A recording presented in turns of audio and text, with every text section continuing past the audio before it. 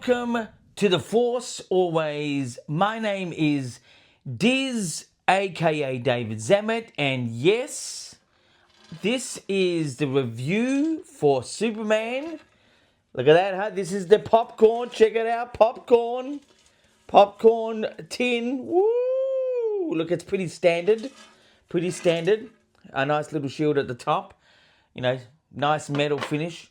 But this is the one. This is what. Look at this one. Look at this. Is the sipping on the Kool-Aid. It's got a bit of a cape. Look at that. Beautiful. Let me.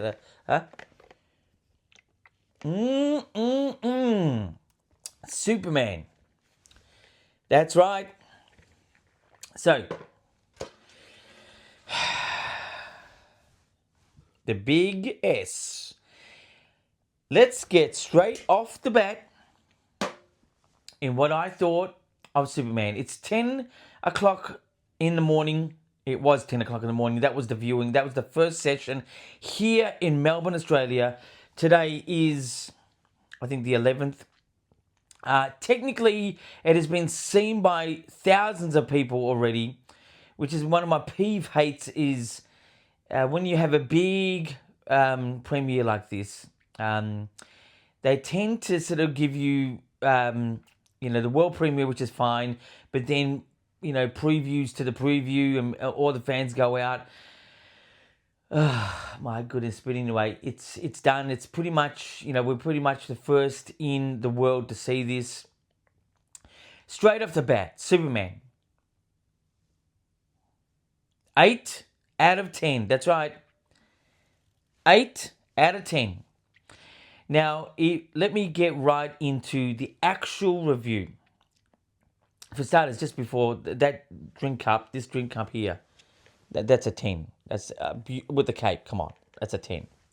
This I'll give, say 7. It's just a, popcorn container.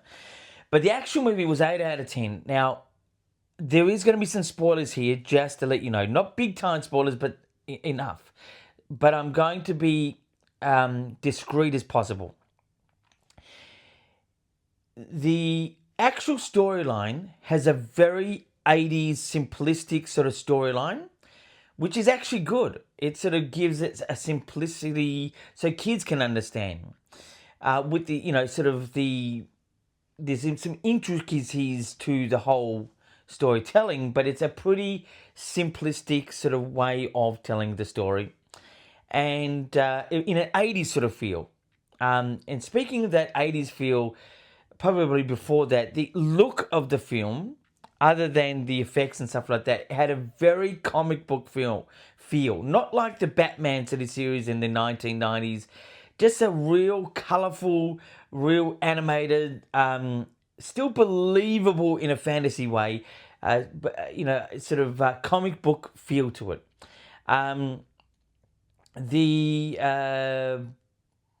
Also it had a Marvel finish to it, like a Marvel finish, like the special effects, the way things moved around, the flying of Superman, I thought Krypto was a little bit of the worst area in the effects. It was there was some sort of slow motion look about him at times where I think that was just, I don't know, I just didn't really get onto Krypto that much. Krypto is definitely a highlight. Krypto is the dog. So it's got breaking that down, it's got an 80s sort of feel as a storyline, but a Marvel movies sort of finish to the look of the story, the look of it. It got 8 out of 10 because there was 2 driving forces that this film really missed. Now, this is a bit of a spoiler, just to let you know. The music in this was good, stock standard. It fitted in the slots and stuff like that. It was sort of creeping in with the Superman sort of soundtrack, the original one from 1978. And I'm not here to be one of these fuddy-duddies and saying the original was better, stuff like that. But the way the music was done in that particular film, it really gave it, as in the Star Wars film, that character to the actual story, the emotional aspect to the actual storytelling. it really pushed itself in, but it never took off. The musical piece in the credits was this is an area where the actual whole score in a driving way could have been perfect spot, but it was a musical number that was not nothing to do with the actual film, in my opinion. Like, it just had no relation. I don't know who it was. It was some sort of pop music sort of thing, whatever it was. No, nothing gimmicky, but it was okay. But it was just nothing that gave the form the sorry the form the film, weight to it. Um, and speaking of the credits, there is two after credit things. Um, Without giving that away, they are the second one really pointless. The first one sort of like a feel to the film in a poster sort of film looking way. They don't just hold on to your hats because you're not going to be blown away. But to me, they were just okay. The other part that it lost a point was even though this film, it really can't start from the beginning and how he came from Krypton and stuff like that. We know all this, especially me, being an older guy, from the 70s and 80s. We know this, and it doesn't need to be said. It sort of goes right into it, but you lose a lot of the character, being invested in the characters. The only ones that you sort of get an investment is it's sort of Lois Lane, but they could have been done more. Definitely, obviously, Superman, definitely Crypto, and a bit of Lex Luthor. But there was just too much things happening in this film that is not a letdown. It really did give it that comic book feel to the story, but it just if you're gonna do that, you're gonna lose, the simplicity of explaining and having people get invested in the actual characters. You just lose that a little bit in this film. But definitely 8 out of 10. If there's going to be a way to describe this, definitely seeing it on a big screen. It's an enjoyable experience. It's great. Like, I'm going to see it again this weekend when a lot of people would have seen it.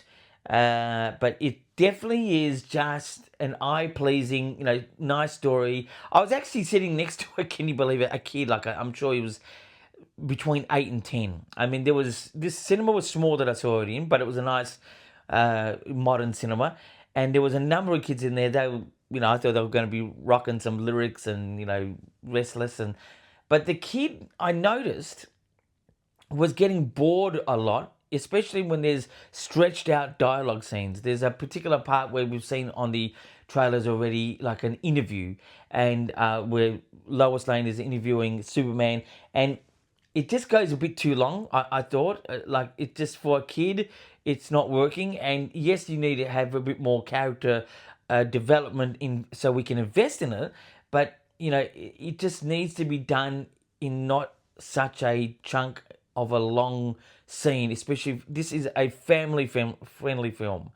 And kids are going to love the action, they're going to get the story, but some of the dialogue scenes, there's only a couple that go on a bit too long.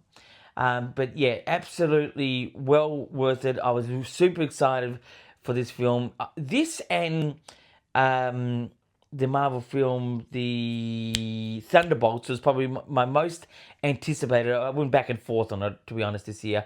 But this definitely, the anticipation for this really paid off. And even the Thunderbolts, I liked the Thunderbolts. I thought it was very dark and it had a really good underlying message and stuff like that. But this is not about the Thunderbolts, this is about Superman. But David Corn Sweat, or however you want to pronounce it, was perfect for this position. I tell you, really perfect.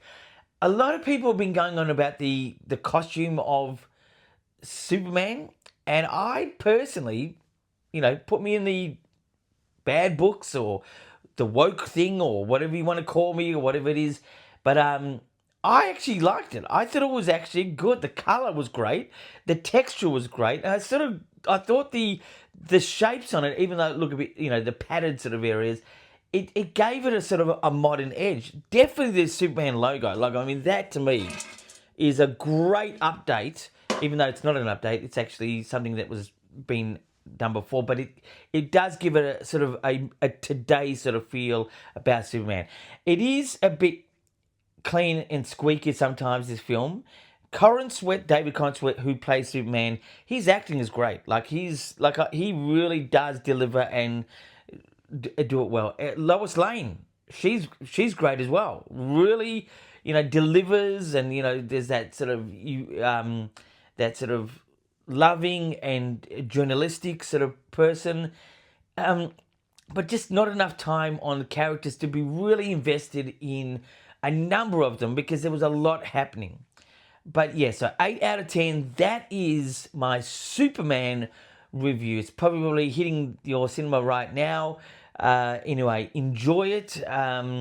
Look, going to Star Wars news, as that this is a Star Wars channel, so this really is a Star Wars kid like me. Just a kid, Star Wars. I love Star Wars. I love all movies, but I love Star Wars. A Star Wars kid perspective on Superman. But to Star Wars news, there's nothing that is really been set in motion yet. We're waiting on maybe a bit more clarification on Ahsoka, the TV series, season 2. I think it's dropping this year. I know they're recording it right now. They've been recording for a couple of months since Japan Star Wars Celebration. They were actually leaving that particular point to go to film Ahsoka, and nothing official has been put online with Mandalorian. I don't think it's going to happen until probably, I'd say, Christmas time, maybe January, because it's a bit too far out, especially for that type of film, especially with the up and down, goings on with people in the fandom, even in the actual industry of Lucasfilm. You don't want to do something too early at this stage. I believe in Star Wars. I love Star Wars. And again, let's get back to the film. I love Superman as well. It's great. I will say that I do prefer, I hate saying this, being a fuddy-duddy, I really hate saying, but the original, I still think I'm finding a bit better. I'm going to see this film again on a Saturday to see if I'm really invested emotionally with this film, but the first film really set it greatly, especially with the tie-in with the music and the basic story at hand. Obviously, the effects are a bit outdated now, but it was very good. This one is definitely very good. As I called it, enjoyable experience.